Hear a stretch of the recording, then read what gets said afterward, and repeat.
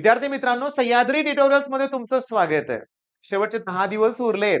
मग कोणत्या गोष्टी हमखास केल्या पाहिजेत आणि कोणत्या गोष्टी बिलकुल केल्या नाही पाहिजेत, या मी तुमच्यावर डिस्कस करणार आहे. व्हिडिओ महत्वाचा आहे बरं का. मी तुमचा बहुमूल्य वेळ बिलकुल वाया घालवणार नाही. व्हिडिओ बघितल्यानंतर तुम्हाला व्हिडिओला लाईक करायचंच आहे आणि व्हिडिओ नक्की चांगला असणार आहे.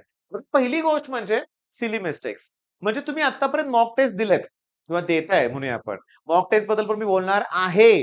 पण मॉक टेस्ट मध्ये तुम्ही सिली मिस्टेक केल्या होत्या. फॉर एक्झाम्पल बघा, सॉलिड स्टेट तुम्हाला माहित आहे एफसीसी व्हॉल्यूम ऑक्युपाइड असतो 74% बरोबर आहे.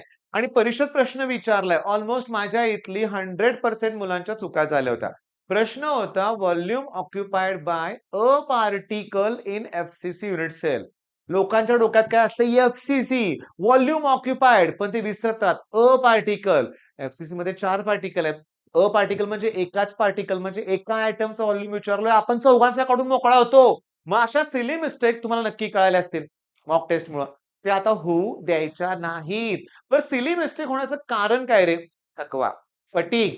पण मॉक टेस्ट दिल्यामुळे तुमचा स्टॅमिना आता वाढलाय. मी तुम्हाला सांगतो की आपल्या ट्रॅकर्स टेस्ट सिरीज मध्ये 5वी ची मॉक टेस्ट झाली ना फुल लेंथ, तर प्रत्येकाचा स्कोर 20-30 न वाढलाय बाळांनो. तर काहींचा कॉन्स्टंट राहिलाय. तो सॅच्युरेशन हा एक पॉइंट असतो. काहींचा थोडाफार फ्लक्च्युएट कमी झाला असेल. टेन्शन घेऊ नका. स्कोर नक्की वाढेल. कारण आपण टेस्टची डिफिकल्टी लेव्हल वाढवत न्यायला लागलोय. ओके. सीईटीला मात्र तुम्हाला सगळं इतकं सोपं वाटणार आहे की विचारू नका. म्हणजे थोडक्यात सिली मिस्टेक करू नका. ओके. तुमचं स्टॅमिना वाढवा. ओके. आता दुसरा पॉइंट व्हेन टू स्टॉप. काय झालंय? आता 10 दिवस उरलेत. मला खूप अभ्यास करायचा आहे. या नादात मुलगा झोप कमी घेतोय. रात्रंदिवस जागतोय. 3-3 वाजेपर्यंत झोपत नाहीये. पहाटे उठायचा प्रयत्न करतोय. यानं तुमचं बॉडी सायकल जे म्हणतो ना, बॉडी क्लॉक डिस्टर्ब होईल. लक्षात घ्या, तुम्ही आजारी पडू शकताय आणि हे आपल्याला बिलकुल परवडणार नाही. लवकर झोपा. झोप पुरेशी घ्या. मन तुमचं शांत ठेवायचंय. मी तुम्हाला त्याबद्दल पण बोलायचंय. मला या व्हिडिओत सगळ्या गोष्टी बोलायच्या आहेत. म्हणजे तुम्हाला समजून घ्या, जास्त जागरण, जास्त ताण घेऊ नका. आपल्या शरीराची ठराविक क्षमता असते. आपल्याला रोज झोपेची गरज आहे. कमीत कमी 7 तास तरी सलग मिळेल एवढी झोप घ्या. किती तास बोललोय मी? 7 तास. बरं. सगळ्यात महत्त्वाचं मॉक टेस्ट. तुमची जेव्हा ॲडमिट कार्ड येऊन तुम्हाला जेव्हा दिवस कळेल, कुठल्या दिवशी तुमची परीक्षा आहे, निदान त्याच्या 5-6 दिवस अगोदर तुमच्या मॉक टेस्ट थांबवा. होय. सेकंड अटेम्प्टला पुन्हा द्यायचेच मॉक टेस्ट आपल्याला, पण तोपर्यंत तुम्ही थांबवा. त्या मॉक टेस्ट नकोय. तुम्हाला एनालिसिस करणं महत्वाचं आहे. तुम्हाला प्रॉपर रेस्ट घेणंच गरजेचं आहे. तुम्ही जेवढं फ्रेश असाल ना, तेवढ्या कॉन्फिडेंटली पेपर सॉल्व्ह करू शकता. मग मॉक टेस्टचं काय सांगितलं? वेळीच थांबा 5-6 दिवस अगोदर. व्हेन टू स्टॉप बद्दल काय सांगितलं, की फार तणाव नाही घ्यायचा. ओके. जेवढी क्षमता असेल त्यापेक्षा थोडासा एक्स्ट्रा अभ्यास करा चालेल. पण अति करू नका लक्षात घ्या. आणि सगळ्यात महत्त्वाचं सिली मिस्टेक टाळायचे आहेत. अजून भरपूर पॉइंट करायचे आहेत. सर रिव्हिजन कशी करू हेच कळत नाही. रिव्हिजन स्ट्रॅटेजी कशी असली पाहिजे सांगतो. आता फिजिक्सच्या बाबतीत आमची एकच स्ट्रॅटेजी आहे. एकही एमसीक्यू सॉल्व्ह करायची नाही, पण सगळ्या एमसीक्यूज आल्या पाहिजेत. अरे काय वेगळाच प्रकार आहे ना. मी माझ्या 11th स्टँडर्डला मुलांना हे फॉलो केलंय बरं का, 12th मुलांना सुद्धा. की म्हणजे काय, की तुमची कन्सेप्ट जेवढी परफेक्ट बनवा ना, एवढी कन्सेप्ट परफेक्ट बनवा, मी त्याच्यावर कुठलाही प्रश्न विचारला तर आला पाहिजे. आणि रिव्हिजनसाठी मी तुम्हाला सांगतो, आपली वायवा सीरीज फॉलो करायला विसरू नका. सिरियसली त्यात सगळे पॉइंट व्यवस्थित कव्हर होतायत. 48 लेक्चर्स आतापर्यंत अपलोड झालेले आहेत.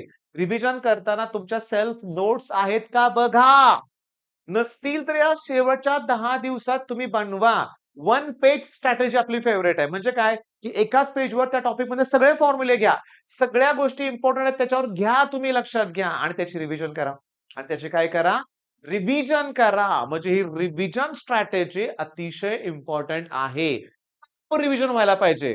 मी तुम्हाला सांगतो, 7 दिवस मुलं रिव्हिजन करतात प्रॉपर. होय, 7-8 दिवस त्याची रिव्हिजन चालते. मग 5 आता बघा, मी तुम्हाला सांगितलं वेळीच मॉक टेस्ट थांबवा. 6-7 दिवसापूर्वी मॉक टेस्ट थांबवा आणि फक्त रिव्हिजन करा. फक्त रिव्हिजन करा हे लक्षात घ्या. ओके. Next mind game. होय. मनाचाच खेळ आहे सगळा. तुमचं मन जसं ठरवतं तसं होतं लक्षात घ्या. तुम्ही जर आता विचार करायला सुरुवात केली, माझं अजून काही झालंच नाही, माझं काही होणारच नाही, तर मग नाही होणार. मग तुम्ही जर ठरवलं ना, की हे पुढचे 10 दिवस माझ्यासाठी ना म्हणजे सोन्यासारखे आहेत. माझ्या लाईफ मधला गोल्डन पिरियड आहे. मी हा वाया घालवणार नाही. मी करून दाखवणार आहे, तर होणार आहे. तर तुमचं मन, मनाची शक्ती असू दे बरं का. कुठेही खचून जायचं नाही. आयुष्यात कधीही खचून जायचं नाही हे लक्षात घ्या. आणि सगळ्यात इम्पोर्टंट हा पॉइंट आहे आता. हा काय जगावेगळा पॉइंट आहे. First day, first shift. दरवर्षीचा अनुभव आहे माझा. दरवर्षीचा अनुभव आहे. काय? की गेल्या वर्षी आय थिंक 19 एप्रिलला सीईटी सुरू झाली. पहिल्या दिवशी पहिल्या शिफ्टचा पेपर अतिशय सोपा होता. अतिशय सोपा होता. नंतर मात्र डिफिकल्टी लेव्हल वाढत, वाढत, वाढत चालली. म्हणे, ओके. पण आज जेव्हा एक्झाम गोल ॲप्लिकेशनवरती सगळे सीईटीचे पेपर अवेलेबल आहेत ना, तेव्हा आपल्याला वाटतंय की कुठली शिफ्ट अशी काही भयानक नव्हती. मग हा काय प्रकार आहे? फर्स्ट डे फर्स्ट शिफ्ट सोपी असते नेहमी. सांगतो. तुम्हाला आय-पी-एल माहित आहे ना? आय-पी-एल. त्या आय-पी-एलचं एक खासियत आहे, की मुंबई इंडियन पहिली मॅच कधी जिंकतच नाही. पहिली मॅच देवाला म्हणतात ते, बरोबर आहे. पण यावर्षी जिंकली की यावर्षी जिंकली की मॅच. बरं, म्हणजे मुद्दा काय, की असं नसतंच, की डिफिकल्टी लेव्हल वाढत जाते. मग होतं काय? हा माझा सल्ला अतिशय उपयोगी ठरणार आहे, की नक्की होतंय काय? पहिल्या दिवशी पहिल्या शिफ्टला समजा तुमच्या मित्राचा नंबर आहे. म्हणजे त्याचा पेपर आहे. तुम्हाला पहिल्यांदा तुमचं एकच टार्गेट असते. मी कधी त्याला फोन करून विचारतोय, की पेपर कसा होता? मग तो ऑब्व्हियसली असं सांगतोय, "बेकार पेपर होता, बेकार. सरांनी घेतलेलं काहीच नाही आलं." आलं का? टेन्शन वाढलं. मग मी तुम्हाला सांगतो, सरांनी घेतलेलं काहीच नाही आलं. असं कसं होईल रे? असं कसं होईल? सगळंच त्यातलंच होतं. मग मुद्दा काय? परीक्षा झाल्यावर त्या मुलांना प्रश्न आठवत नाहीत रे बाळांनो. तुम्ही त्यांना प्रश्न विचारूच नका. एक्झाम मला सांगा 150 प्रश्न कुणाच्या एवढ्या मेमरीत लक्षात राहत नाही. ते विसरतात मुलं. चला दुसऱ्या दिवशी second day, second shift, first shift म्हणूया आपण. पुन्हा तोच प्रकार. एक जण पॅनिक अटॅकमध्ये. बेकार पेपर यायला लागलेत. यावेळी सीईटी टफनेस लेव्हल लय वाढवलेली आहे. ज्योईतले प्रश्न आहेत. झालं. पोरगं गारठतंय म्हणूया आपण, टेन्शन घेतंय. घाबरतंय आणि घाबरल्यामुळं नंतरच्या शिफ्टचा स्कोर कमी आहे. पेपर फार टफ आहेत वगैरे असं काही नाहीच आहे रे. फक्त मानसिकता आहे. मानसिकता मगाशी बोललो, की माइंड गेम आहे सगळं लक्षात घ्या. माझा एक सल्ला आहे तुम्हाला. पाळत नाहीत मुलं. करू नका कोणाला फोन. विचारू सुद्धा नका कोणाचं एनालिसिस सुद्धा बघू नका. काय फरक पडणार आहे? काहीच फरक पडणार नाही. तुमचा तुम्ही अभ्यास करा. मग बघा काय चमत्कार होतोय की नाही. म्हणजे शेवटच्या 10 दिवसात आता आपल्याला काय करायचं तुमच्या लक्षात आलं असेल. प्रॉपर रिव्हिजन करायचंय. वेळीच मॉक टेस्ट थांबवायचे आहेत. अति तणाव द्यायचा नाहीये. प्रॉपर रेस्ट घ्यायचे. डायट परफेक्ट असला पाहिजे. जिमला जात असाल तर जिम पण कंटिन्यू करा. पण थोडा टाईम पिरियड कमी करा. 3-3 तास जिम नको आता लक्षात घ्या. 3 तास नकोय, अर्ध्या पाऊण तासात जिम होऊ शकते जर करायचं म्हणलं तर. पण करा. कारण मला माहिती आहे एक्सरसाइज मधल्या मुलाला जिम मधून ब्रेक घेतला तर नाही करमत. एक्सरसाइज करत असाल, प्राणायाम करत असाल, मॉर्निंग वॉक करत असाल तर बंद करायचं नाहीये. बंद करायचं नाहीये.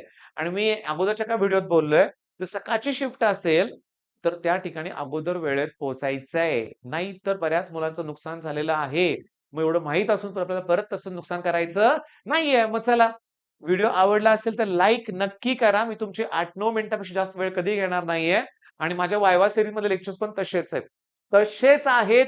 ते फॉलो करा. All the best.